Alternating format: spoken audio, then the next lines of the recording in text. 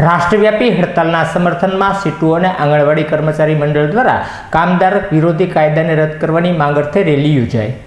રાષ્ટ્રવ્યાપી હડતાલના સમર્થનમાં CITU અને આંગણવાડી કર્મચારી મંડળ દ્વારા મોતીબાગ ખાતેથી રેલી યોજવામાં આવી હતી। આ રેલીના માધ્યમથી કામદાર વિરોધી કાયદા રદ કરવા, 26,000 લઘુત્તમ વેતન, આંગણવાડીના કર્મચારીઓને કાયમી કરવા સહિતની માંગ સાથે પોતાનો વિરોધ પ્રદર્શિત કર્યો હતો।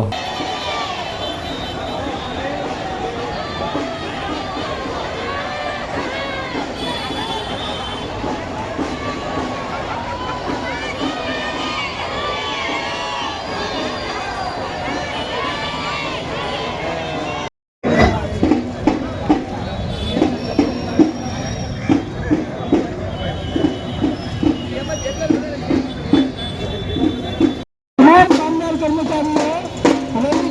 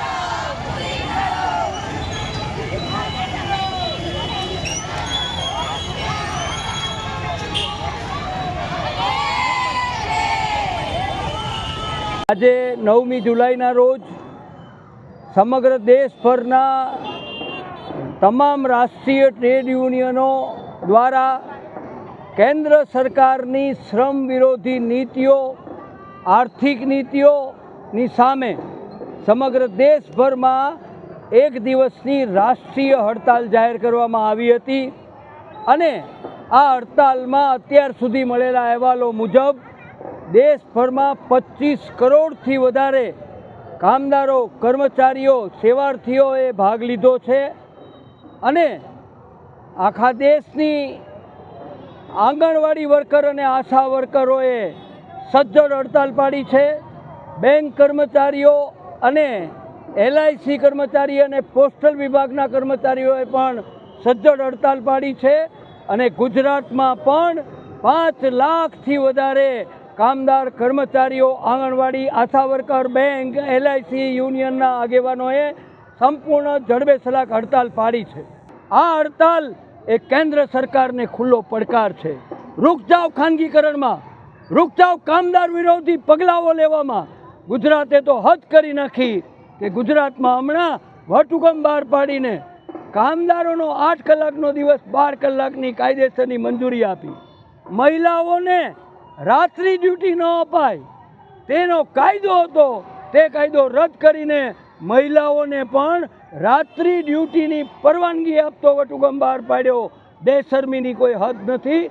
ઉદ્યોગપતિઓને સલામ ભરવાનું કામ સરકારો કરે છે. ત્યારે યાદ રહે, આ દેશમાં સૌથી મોટી તાકાત ધરાવનારો મજદૂર અને ખેડૂત આ સરકારની સામે મેદાનમાં આવી ગયો છે, લડાઈ આગળ વધારી રહ્યો છે અને આ માત્ર એક દિવસની હડતાલ નહીં, પરંતુ આવનારા દિવસોમાં આથી પણ વધારે જબ્બર આંદોલનો ઊભા થશે ને થશે.